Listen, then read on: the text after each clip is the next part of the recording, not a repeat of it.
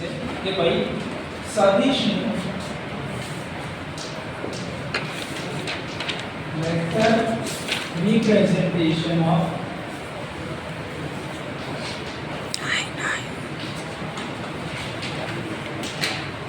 alternating quantity.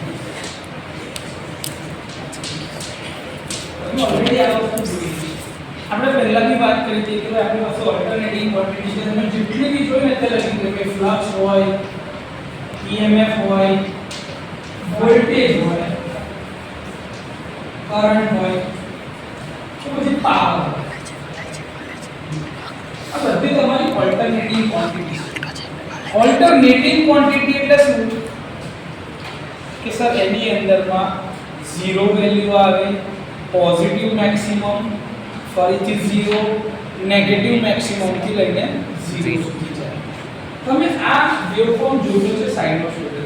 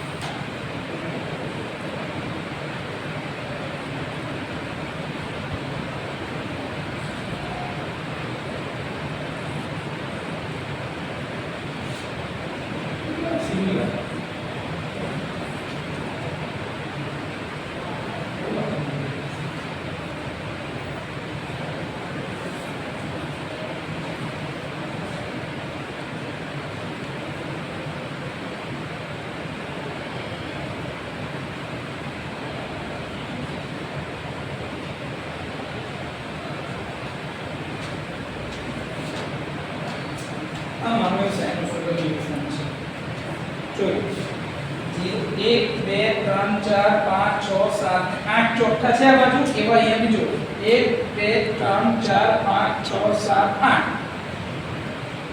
Maximum જો અહીંયા પરથી 4 ઉપર આવી જાય છે મેક્સિમમ એવું 4 ઉપર મેક્સિમમ અહીંયા થી આવી જાય છે ઓકે ના 1 2 3 4 1 2 3 4 એટલે મેગ્નીટ્યુડ બી બેવ બાજુ બરોબર છે આ બધું તમને દેખાય એટલા માટે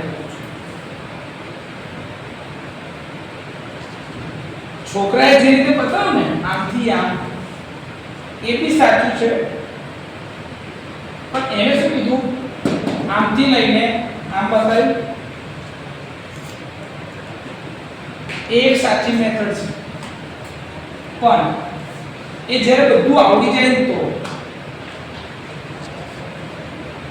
જ્યારે ના આવડે ત્યારે જ્યારે આ ઓલ્ટરનેટિવ ક્વોન્ટિટી છે એને મારે અહીંયા રિપ્રેઝન્ટ કરવી હોય તો એ શું કરે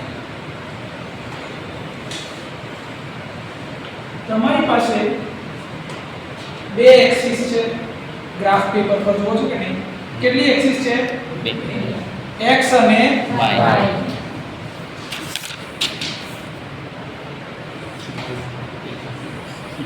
આવું છે x અને y એક્સિસ છે આ તમારું x એક્સિસ અને આ તમારું y એક્સિસ આવું છે કે નથી આ પોઝિટિવ y આ positive x negative y negative x yes or no yes તમે યાદ છે પેલું ક્વોડ્રન્ટ ઇક્વેશન જોતા હોય all positive sine positive tan positive cos positive યાદ છે આવું કઈ ભણતા હતા મેથેમેટિક્સ માં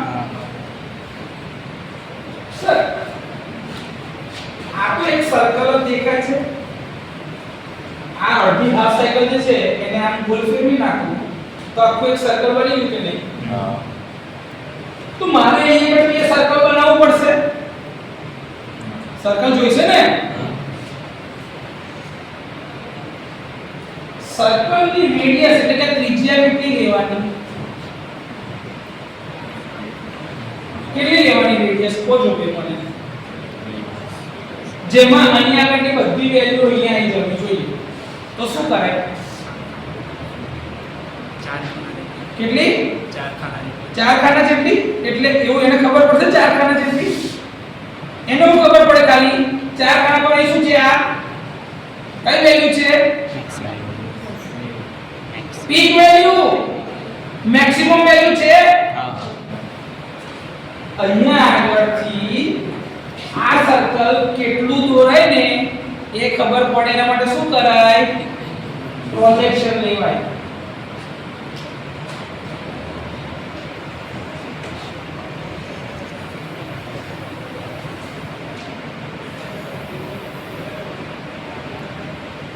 પોઈન્ટ આટલો છે એવી જ રીતે નીચેથી સાઈડ પ્રોજેક્શન લેવાનું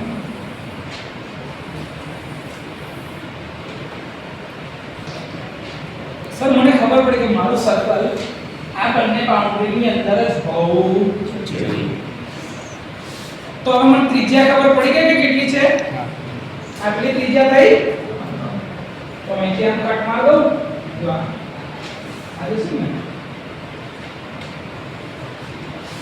એ જગ્યા પર અહીંથી કટ માર દીધો તો મારું સર્કલ કેવું દોરાશે હવે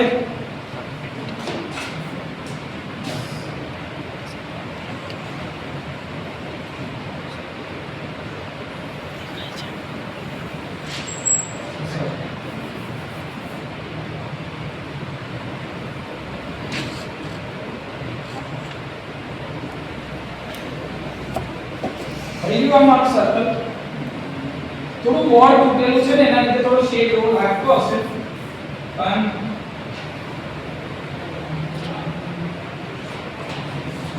લગભગ સર્કલ ચોક્કસ બને એવી મારી કોશિશ છે દેખાય છે હવે હું કંઈક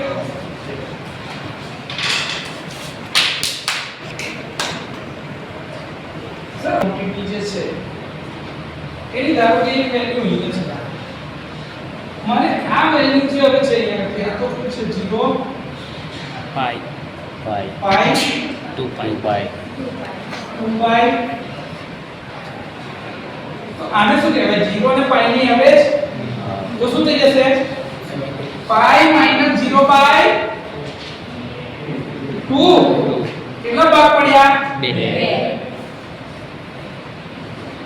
અડધી રોટલી તમે તોડો છો અડધી રોટલી તોડો છો આ અડધી રોટલી તમે તોડી એમાંથી બી અડધું કરો છો તો અડધાનું અડધું કોણે આપ્યું કોકને આપ્યું તો આ આખું પાઈ હોય તો અડધું શું થઈ જાય પાઈનું અડધું કેટલું થયું પાઈ બાય 2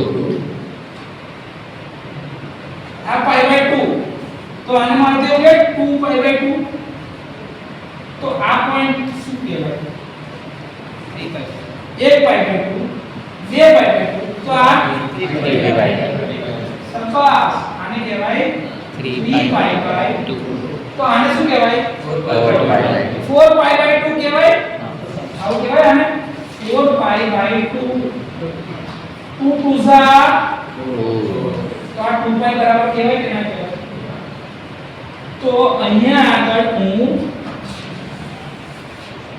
આવું બી લખી શકું કે નહીં 4 પાઈ બાય 2 આવું લખાય કે ના લખાય મારાથી પણ એની જગ્યાએ હું 2 પાઈ એકલું લખેલું રાખું તો એ સાચું છે કે ખોટું છે સાચું છે બરોબર છે આ ખબર પડે છે ઓકે ના હા હવે મારે ધારો કે અહીંયા આ વેલ્યુ છે આ વેલ્યુ આને મારે રિપ્રેઝન્ટ કરવી હોય તો મારે આનું પ્રોજેક્શન ખેંચવું પડશે એ સર્કલ પર ઓકે ના હા આ વેલ્યુ જે છે હવે આ પાઈ બાય 2 કરતા પહેલા છે કે પછી છે પહેલા છે અહીંયા સર્કલ પર તો તમને ખબર છે આ કેટલા કહેવાય 0 90 પાઈ બાય 2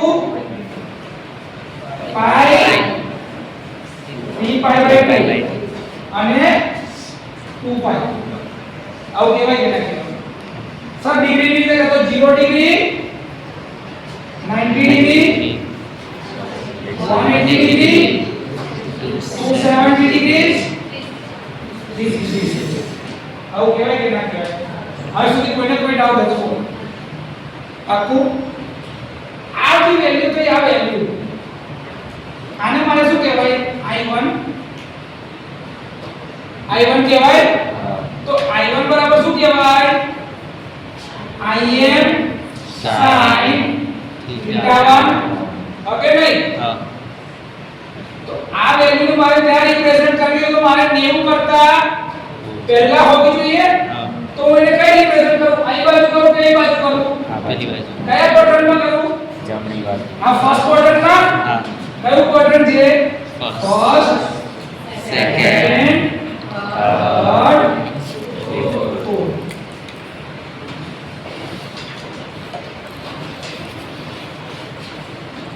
આનું ફર્સ્ટ ક્વોડ્રન્ટમાં રિપ્રેઝન્ટ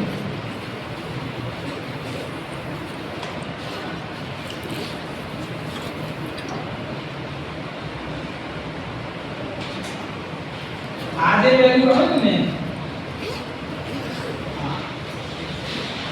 આને 0 0 સેન્ટર પોઈન્ટ ઉપર તમે જોઈન કરો આ જે એંગલ બન્યું ને થીટા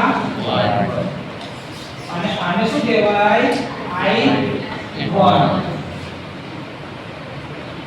આના બે કમ્પોનન્ટ પડે આ કયો કમ્પોનન્ટ થઈ ગયો y કમ્પોનન્ટ કયો y અને આ કયો કમ્પોનન્ટ થઈ ગયો x કમ્પોનન્ટ બને છે પાયથાગોરસ 90 ડિગ્રી પર એટલે x2 y2 z આવું હોય સબ બીજી કોઈ વેલ્યુ શોધો ને બીજી કોઈ વેલ્યુ શોધવી છે 90 કરતા પહેલા રાખો કે 90 કરતા પછી રાખો પહેલા પછી રાખો અહીં રાખો અહીં આ વેલ્યુ ધારો કે તમે પસંદ કરી છે તો મારી આ વેલ્યુ શું કહેવાય I2 કહેવાય 90 કરતા પછી તો કયા ક્વોડ્રન્ટમાં જશે સેકન્ડ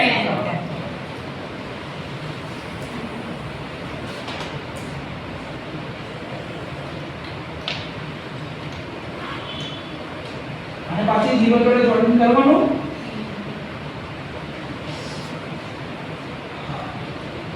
આ એંગલ કયો બન્યો થીટા 2 આને શું કહેવાય I2 ની વેલ્યુ શું થાય હવે Im sin theta 2 હવે આના બી બે કમ્પોનન્ટ પડે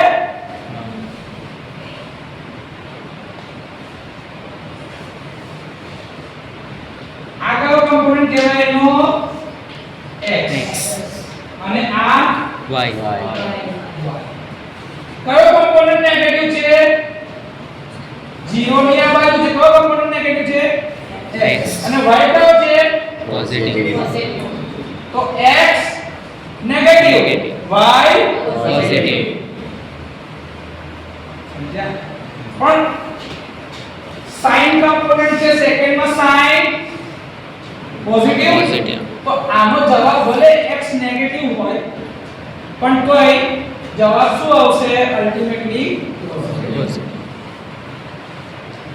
જ્યારે આપણે ગણતરી હમણાં કરીશું ને ત્યારે આ વસ્તુ શીખવાના છે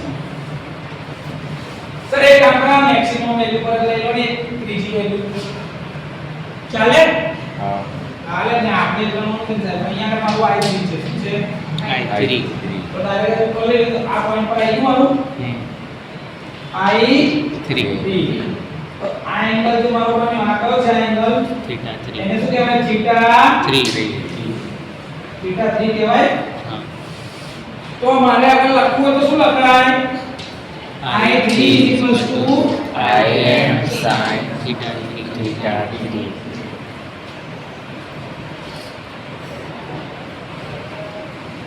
અહીંયા લેલો છે પાઈ ઉપર તો અહીંથી લાઈન તમે ક્યાં છે એટલે સીધી કઈ આવી જશે 0 પાઈ ઉપર અહીંયા લઈ જશે આ એટલે આ 0 કઈ આવે છે પહેલા 0 થી પછી 90 પછી 0 આવે છે એટલે આ 0 થી લઈને 90 પછી 0 તાની વેલ્યુ આટલી થાય આ પોઈન્ટ ત્યારે એનો એંગલ જે મળે ને આટલો આખો એંગલ આ એંગલ એટલે થીટા 4 ત્યારે શું કહેવાશે I4 Im sin theta 4 4 તમે જો જ કીધું આનો ખાલી કયો કમ્પોનન્ટ હશે x y કમ્પોનન્ટ શું છે 0 x એક્સિસ પર જ છે ને વેલ્યુ કઈ એક્સિસ પર છે x તો y એક્સિસ પર એની વેલ્યુ 0 ક્લિયર હા બીજે કાસે પોઈન્ટ લેવું હોય તો હજી બી બોલો થશે નેગેટિવ માં કઈ લેવું છે બેટા એટલે 180 થી 270 ની વચ્ચે કે 270 થી 360 ની વચ્ચે આની વચ્ચે અહીં લઈ લઉં ચાલશે આ ધારો કે આપણું પોઈન્ટ છે આ પોઈન્ટ અહીંથી આ એંગલ પર લઈ લો હવે અહીંયા પોઈન્ટ અને આ 0 જોડે જોઈન કર્યું તો હવે મારો એંગલ શું બને આખો આ થીટા ફાઈ તો લખાશે શું I phi is equal to I am sin theta phi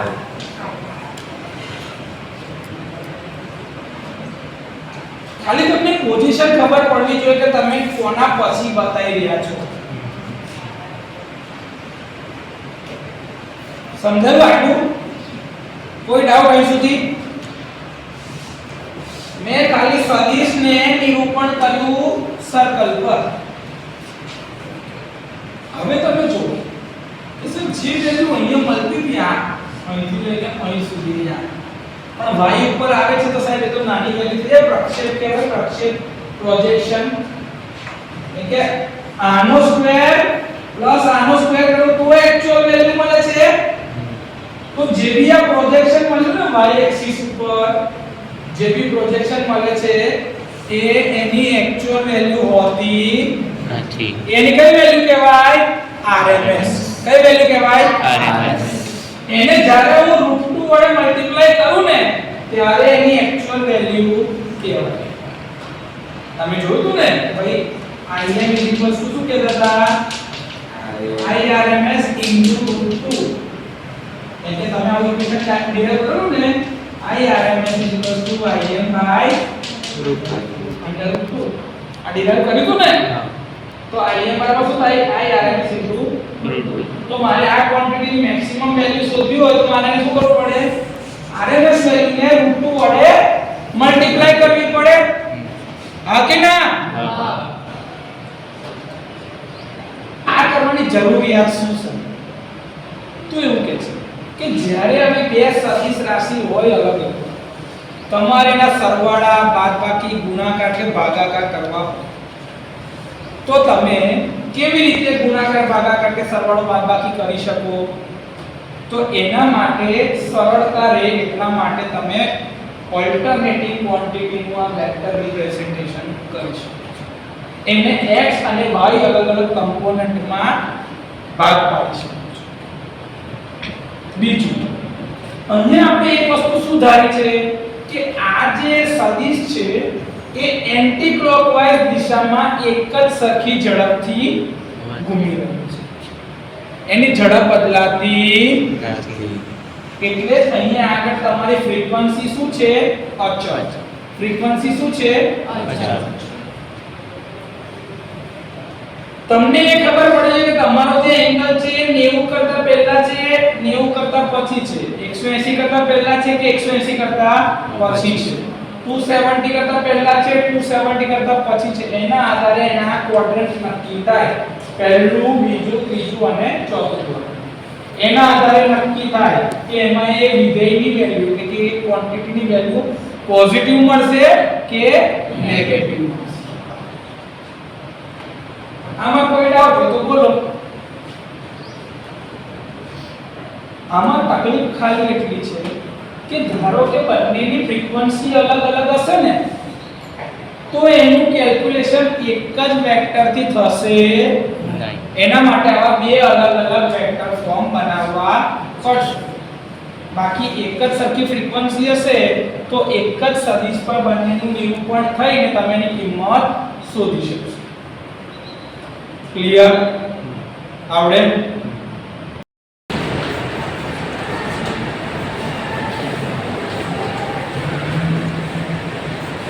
આપણી જોડે આજે અભિષેકભાઈ છે જે આપણને વેક્ટર રિપ્રેઝન્ટેશન સમજાવવાના છે કે ભાઈ સદિશોનું નિરૂપણ ઓલ્ટરનેટિંગ ક્વોન્ટિટીના જેટલા બી સદિશ હોય એ કેવી રીતે દર્શાવી શકાય એ આપણને ભણાવવાના છે.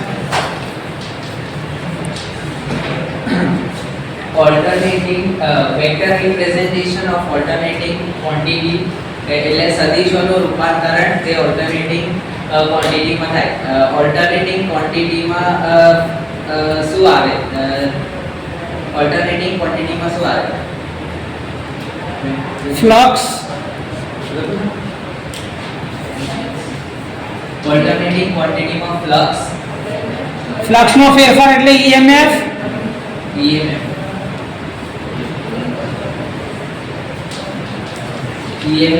EMF ના લીધે વોલ્ટેજ ના લીધે શું હોય? કરંટ. આગળ જતા પાવર બી બનશે.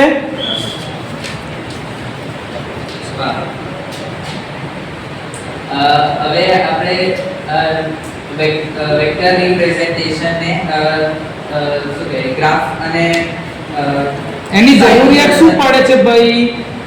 વેક્ટર રિપ્રેઝન્ટેશન કરવાની જરૂરિયાત શું પડી? વેક્ટર રિપ્રેઝન્ટ આપણે જે દાખલા ગણીશું આગળ જતા એમાં એની જરૂર પડશે. જે સાદી રીતે ગણવા અઘરા છે એને આપણે વેક્ટર રિપ્રેઝન્ટેશન તરીકે ગણીશું.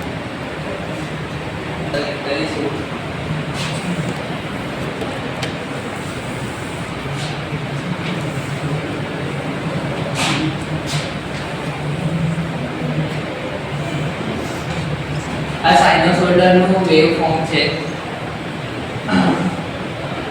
જેનાથી આપણે એને સમજીશું. આ સેન્ટર છે.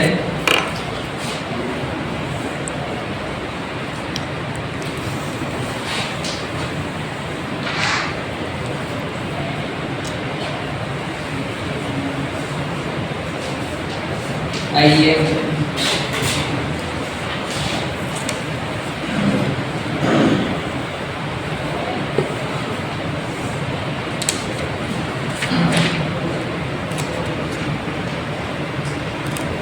સેન્ટર છે 90 ડિગ્રી 180 ડિગ્રી 270 ડિગ્રી અને 360 ડિગ્રીનો સર્કલ છે. હવે આમાં આપણે એવું સમજી લઈએ કે આ અહીંથી આમ થાય છે તો આ પહેલું EM મળે આપણને. પહેલું EM જેને આપણે θ1 તરીકે ડિફાઇન કરીએ. જે θ1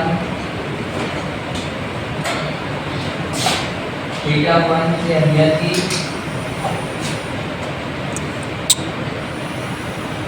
અહીંયા જાય જે I1 અને IM1 તરીકે પણ લખી શકે. તો આ જે છે આ સાઇનોસોઇડલની જે વેવ ફોર્મ છે એનો એક ભાગ છે.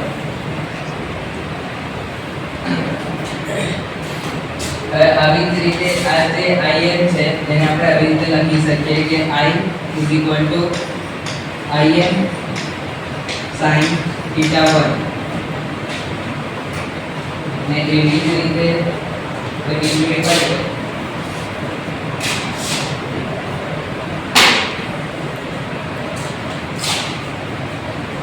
IM2 અને IM1 તો આ આપણું થઈ જશે θ2 જે અહીંયાથી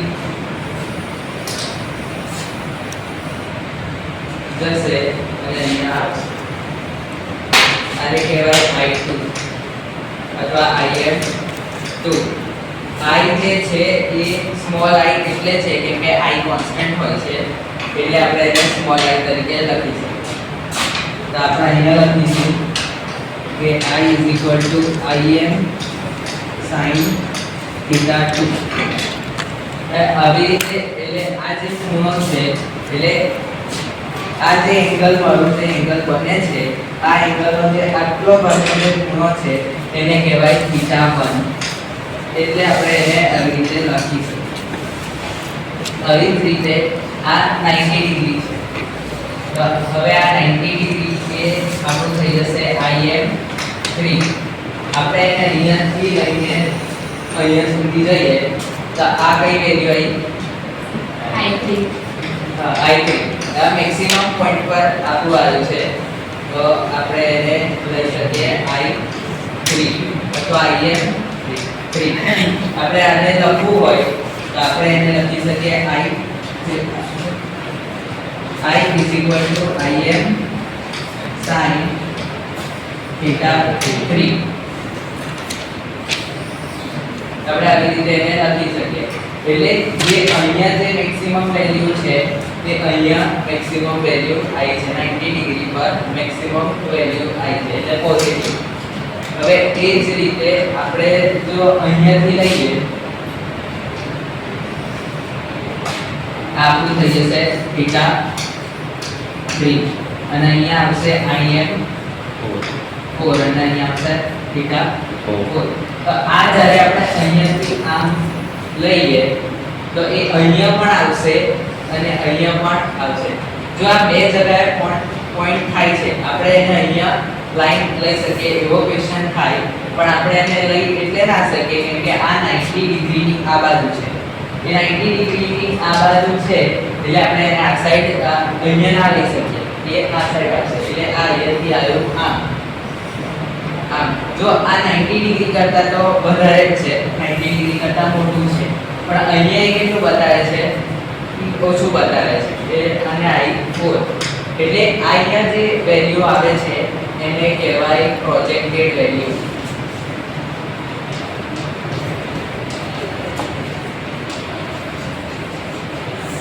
પ્રોજેક્ટેડ વેલ્યુ એને કહેવાય જે આમાં દેખાય આપણને ઓછી પણ અહીંયાથી વધારે હોય એને કહેવાય પ્રોજેક્ટેડ વેલ્યુ એટલે આ અહીંયા I4 એને આપણે લખી શકીએ I IM sin θ4 આવી રીતે લખાય હવે જ્યારે આપણે અહીંયાથી લઈએ આ છે આપણું આ હું લઉં છું આને θ5 તરીકે IM5 તો આ જે અહીંયાથી લાઈન નીકળશે આ અહીંયા આવશે એટલે આ માઈનસમાં I5 હવે આ જે છે એ આના કરતા ઓપોઝિટ એટલે આ અહીંયા થઈ જશે માઈનસ આ છે પ્લસ અહીંયા જ્યારે આ માઈનસ હોય તો તારે પણ એ માઈનસ માં લખાશે એટલે I5 I is equal to Im sin θ5 હવે એને આપણે દાખલા તરીકે જોઈએ તો Im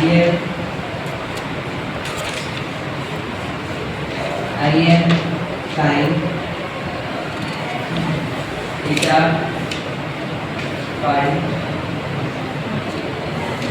માઈનસ અહીંયા જે છે એ માઈનસ ની વેલ્યુ છે એટલે Im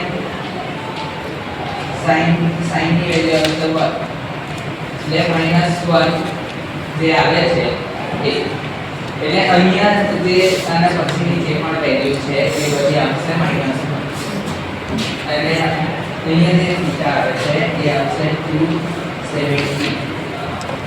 270 ડિગ્રી પર આવે છે એટલે આપણે એને sin 270 જો તમે કરશો કેલ્ક્યુલેટરમાં તેનો જવાબ માઈનસ સાઇન આવશે તો -1 આવશે એવી રીતે જેવું આવે છે વેક્ટર રિપ્રેઝન્ટેશન એને આવી રીતે આપણે કરી શકીએ હવે એ જ વસ્તુ આ છે 360 ડિગ્રી જે છે એનાથી આમ લખી દઈએ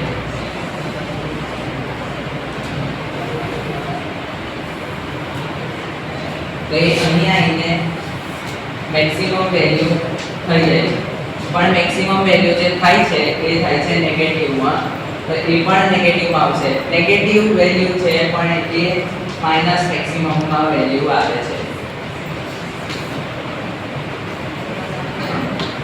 એમાં આવે છે અને એને પણ આપણે લખી શકાય તો I is equal to Im sin theta 6. હવે એટલું જ કહેવાનું છે. ક્વોન્ટિટીનું વેક્ટર રિપ્રેઝન્ટેશન કેવું રાઈટ તેને આપણે સદિશની રીતે કેવી રીતે બતાવાય તો તમે આવો એક વેવફોર્મ દોરેલો હતો.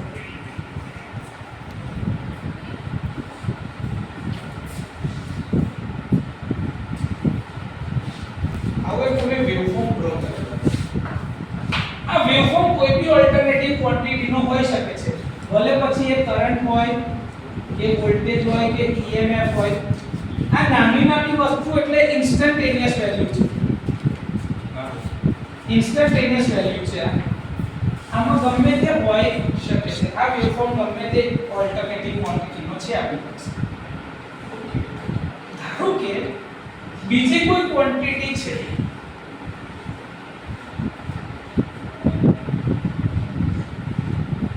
એનો વેવફોર્મ તમારો આવો છે.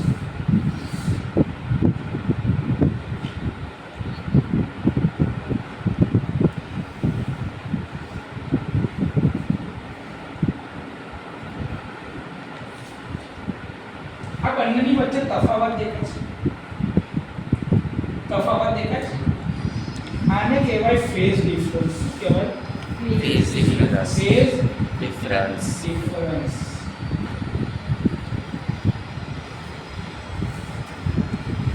સાદી ભાષામાં કહું તો બે છોકરીઓ અહીંયા છે. ફટાફટ જલ્દી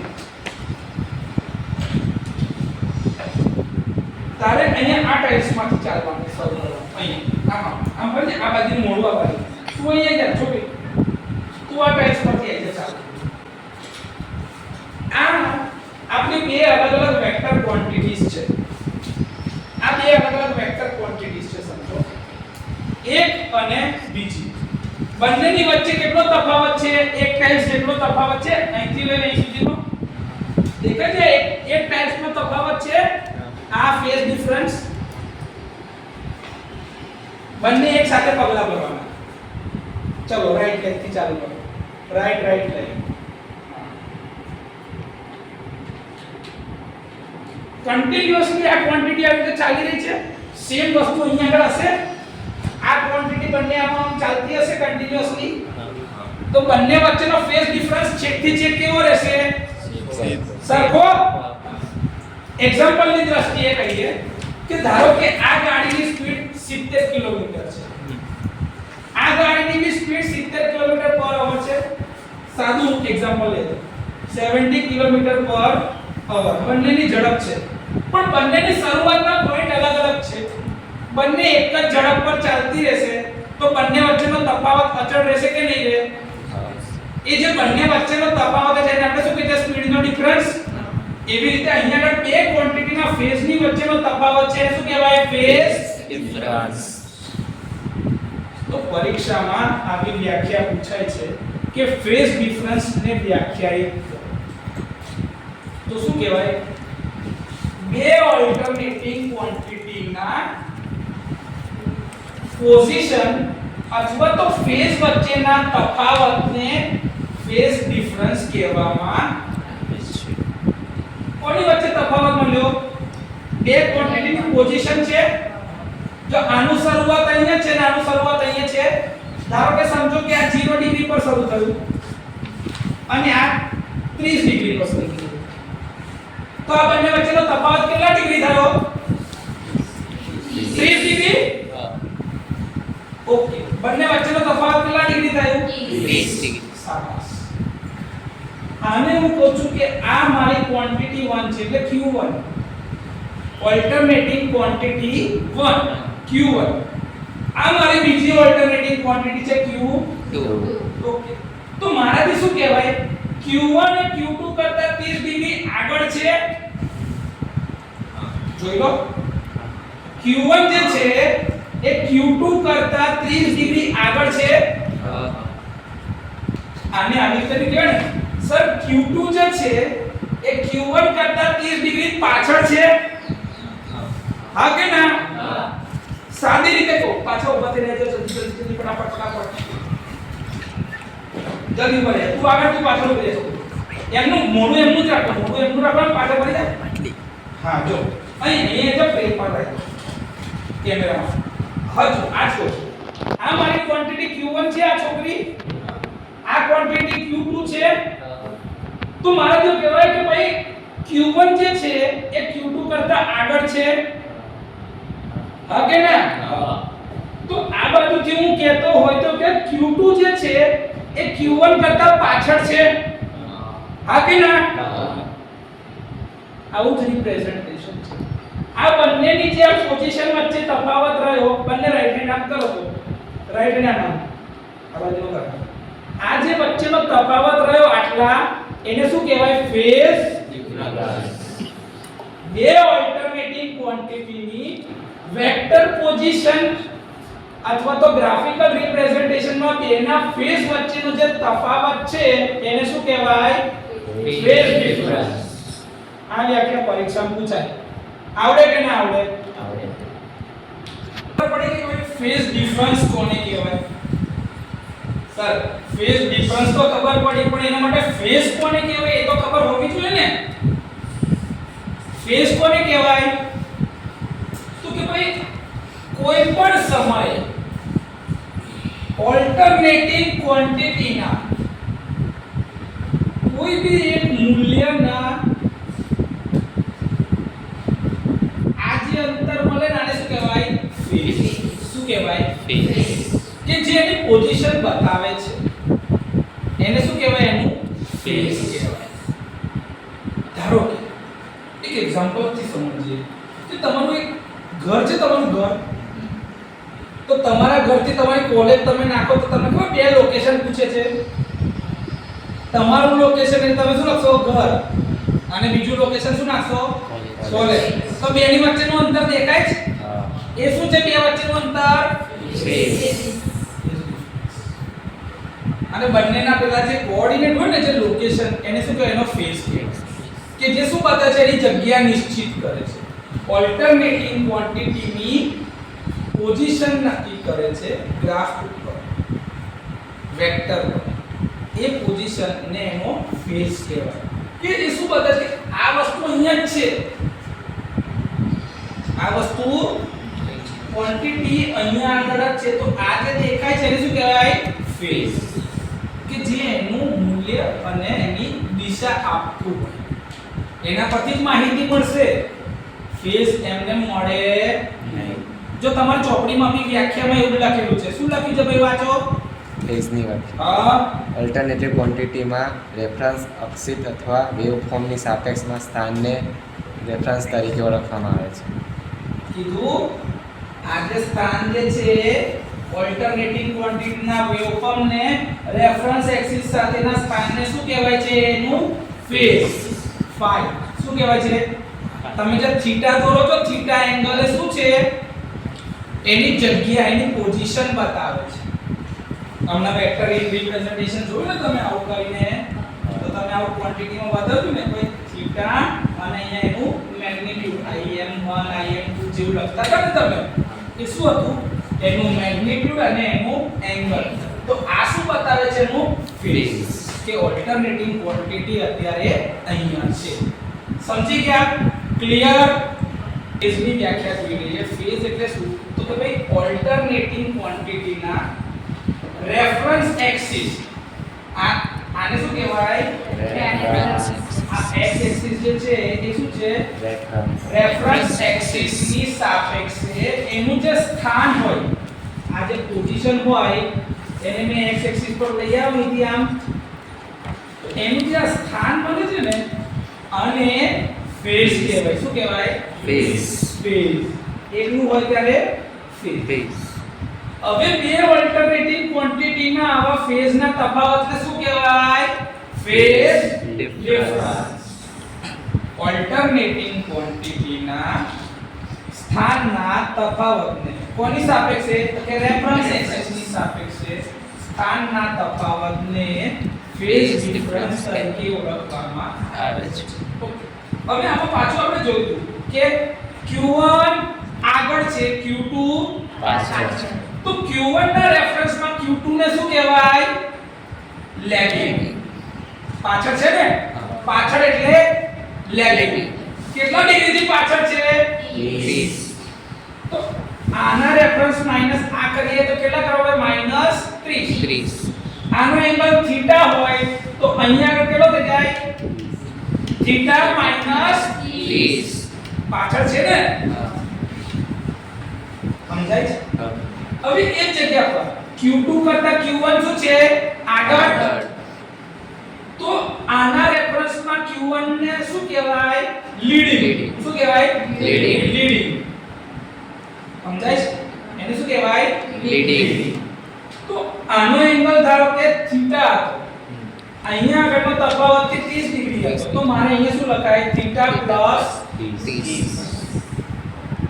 કેમ પ્લસ કર્યા? આગળ છે એટલે.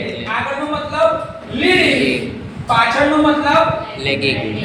હવે બે સાથે હોય તો ફેઝ ડિફરન્સ કેટલો? જલ્દી જો મસ્તાન સમજવાનું, તમારું મોઢું એ બધું જ રાખવાનું. હા, અરે અહીંયા ઉભા રહો ને અહીંયા. તું અહીંયા આગળ એક ટાઈલ્સનો તફાવત રાખવાનો. તું ઇધર આજા. જો આ છોકરી અહીં છે, આ છોકરી અહીં છે. આની સાપેક્ષે આ શું કહેવાય? આગળ છે તો લીડિંગ. આની સાપેક્ષે આ પાછળ છે તો લેગિંગ. બંને એક જ લાઈનમાં થઈ જાવ. જો બંને એક જ લાઈનમાં હોય તો બંને વચ્ચેનો તફાવત કેટલો? 0 ડિગ્રી. તો ફેઝ ડિફરન્સ 0. તો બંનેને શું કહેવાય? In phase. શું કહેવાય? ઇન ફેઝ કહેવાય કે બેમાં તફાવત છે નહીં. ધારો કે તમે તમારા ભાઈબંધ વાતો કરતા કરતા વેહિકલ સાથે લઈને જાઓ તો તમારા બંનેની ઝડપ કેવી હશે? સરખી. તો તમારા બે વચ્ચે કોઈ અંતરનો તફાવત હશે ખરો? એટલે કે બે ઓલ્ટરનેટિંગ ક્વોન્ટિટી એક સાથે જ શરૂ થઈને મેક્સિમમ થઈને 0 થઈને પાછી નેગેટિવ મેક્સિમમ થઈને ફરી 0 થાય એક સાથે. તો એ બંને વચ્ચેનો ફેઝ ડિફરન્સ કેટલો હશે? 0. મૂલ્ય અલગ અલગ હોઈ શકે છે. જો આ પાતળી આ જાડી છે કે નહીં, થોડી બોડીમાં અલગ અલગ છે, સ્ટ્રક્ચરમાં તો દેખાવમાં કાળું ગોરું હોઈ શકે, એ વસ્તુ મેટર નહીં કરતું. પણ બંને છે કેવા? સાથે. એવું ઓલ્ટરનેટિવ ક્વોન્ટિટીમાં બી હોય. એનું મૂલ્ય વધારે બી હોય, ઓછું બી હોય. વોલ્ટેજની જોડે કરંટ બી હોય અને કરંટની જોડે કરંટ બી હોય, એવું બી બની શકે. એટલે કે ઓલ્ટરનેટિંગ ક્વોન્ટિટી સેમ જ હોય અથવા તો અલગ અલગ બી હોઈ શકે. એનું મૂલ્ય એક સરખું બી હોઈ શકે, અલગ અલગ બી હોઈ શકે. થોડાક એક્ઝામ્પલ જોઈ લઈએ, તમને ફેઝ ડિફરન્સ ખબર પડે છે કે નહીં એ જોઈએ. બીજા આ મારું કરંટનું વેવફોર્મ છે અને આ મારું વોલ્ટેજનું વેવફોર્મ છે. બંને વચ્ચેની ફેઝ શિફ્ટ કેટલી છે? કેવી રીતે ખબર પડી 0 ફેઝ શિફ્ટ? ભાઈ કોને ખબર પડી 0 છે? હાથ ઊંચો કરો. ઇધર આ જાઓ. ઇધર આ. તમે આમાં કેવી રીતે ખબર પડે કે આમાં ફેઝ શિફ્ટ 0 છે? બંને 0 થી 1 કઈ સુધી સાથે જાય છે?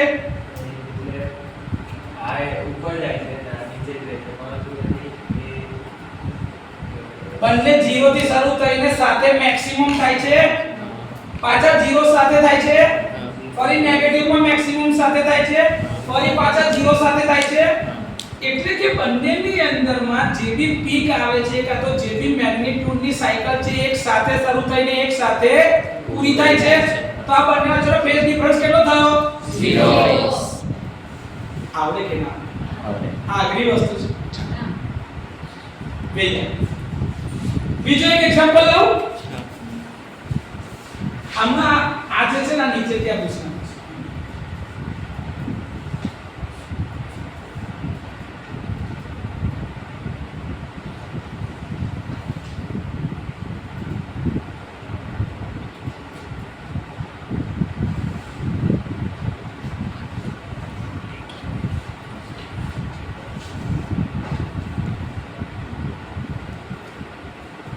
આમાં કોની સાપેક્ષે કોણ લેગિંગ માં અને કોની સાપેક્ષે કોણ લીડિંગ માં? કોણ કહેશે મને?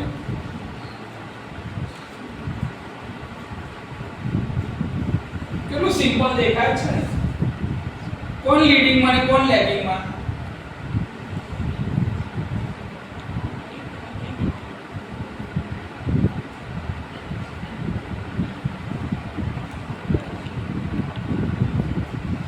ખબર પડે?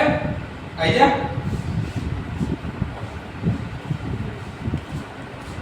કોણ લેગિંગ માં છે કોણ લીડિંગ માં છે?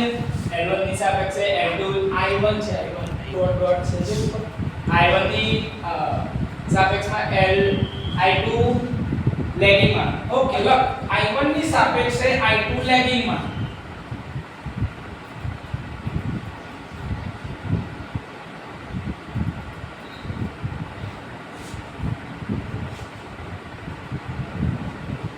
Lagging.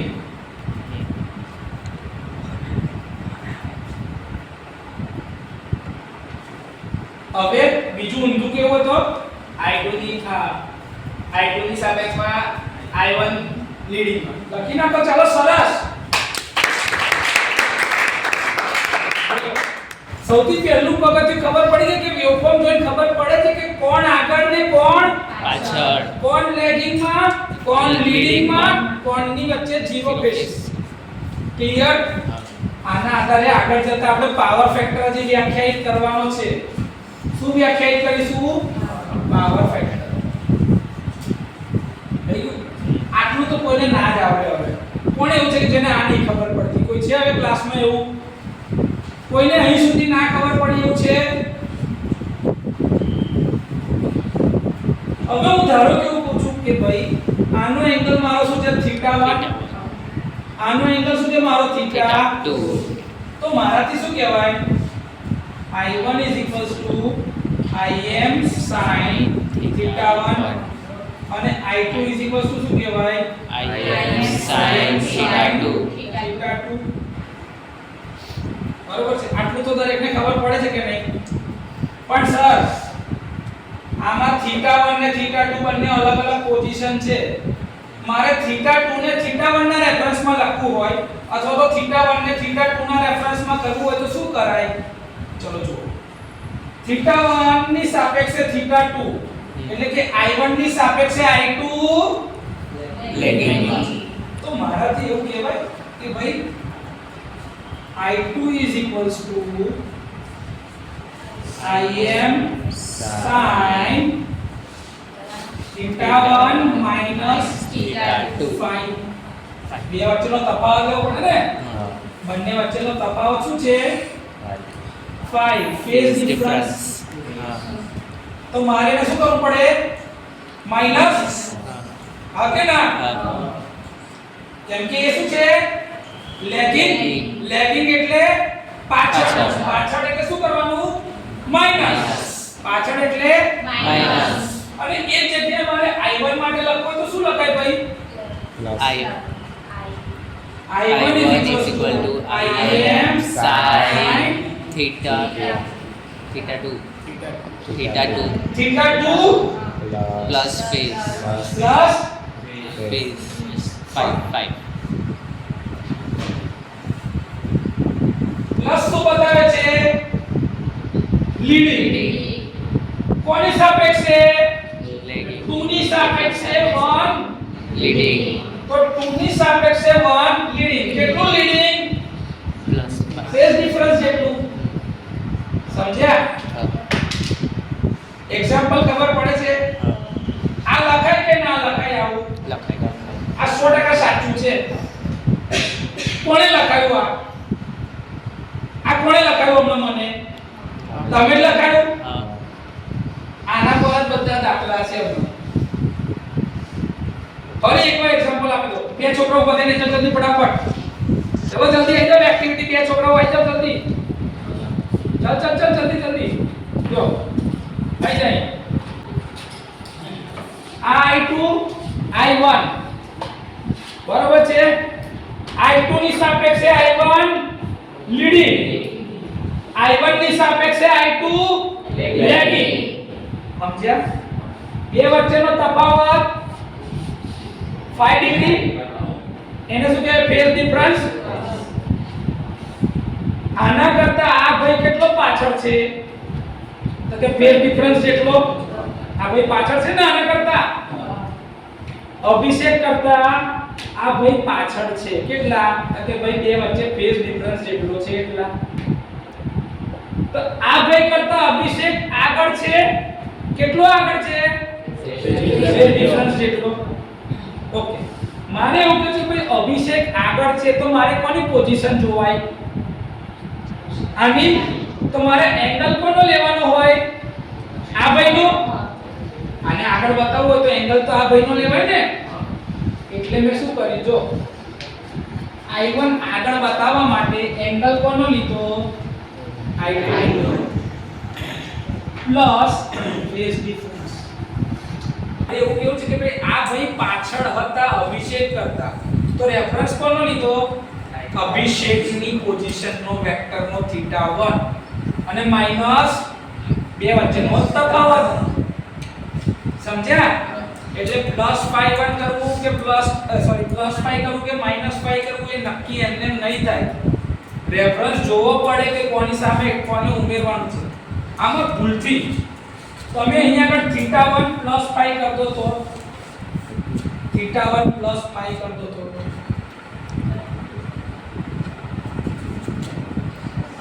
I1 is equals to Im sin θ1 +φ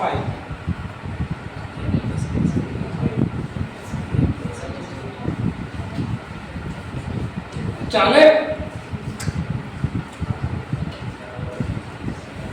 ના ચાલે પાક્કું વિચારી લો તમારી સામે ગ્રાફ છે જ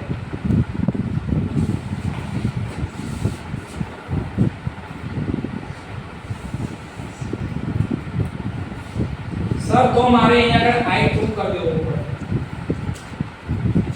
I2 નો રેફરન્સ જે લેવો હોય તો I2 માં મારે કરવું હોય તો θ1 +φ લેવું પડે I2 માં અહીં આગળ જે છે તો બદલી જશે સાહેબ આખું વેક્ટર જ વેક્ટર બદલાઈ જાય ને આ ખબર પડવી જોઈએ પોઝિશનની સાથે એને મેચ કરાવડાવવું પડે θ2 + φ કરીએ તો θ1 બને છે θ2 + φ is equals to θ1 θ1 બરાબર θ2 + φ આને સર મારે ઊંધી રીતે જોવું છે મારે એવું કે θ2 આગળ છે તો θ1 + φ = θ2 કરવું હોય તો એ I2 ના વેક્ટરમાં કરવું હોય તો અહીંયા આગળ θ1 + φ કરવું તો θ2 ની જગ્યા પર એવું મુકાય એને ઊંધી રીતે બી જોવાય છે પોઝિશન વેક્ટર તમે કોને પસંદ કરો છો એના આધારે અહીંયા આગળ પ્લસ ને માઈનસ ના સાઇન બદલાઈ શકે છે તમે કોને રેફરન્સ તરીકે ગણો છો જો અહીંયા અભિષેક અહીં ઉભો તો પેલો ભાઈ ઉભો જલ્દી આવી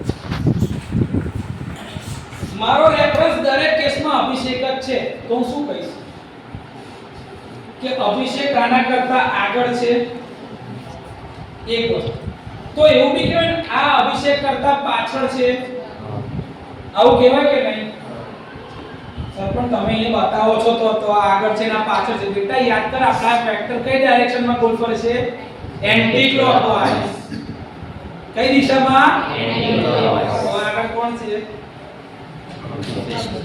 પાછળ કોણ છે કે આને અહીંથી આટલું જવાનું છે આ પાછળ થાય આ ફેઝ ડિફરન્સ છે તો કોના રેફરન્સમાં આપણે એંગલ લઈ રહ્યા છે એના આધારે આ પ્લસ કાં તો માઈનસ બદલાય એના આધારે નક્કી થાય કે લેગિંગ માં કોણ છે લીડિંગ માં કોણ છે ક્લિયર આઈ સુધી કોઈ ડાઉટ આવું લખતા તો હવે આવડી જાય ને પાકું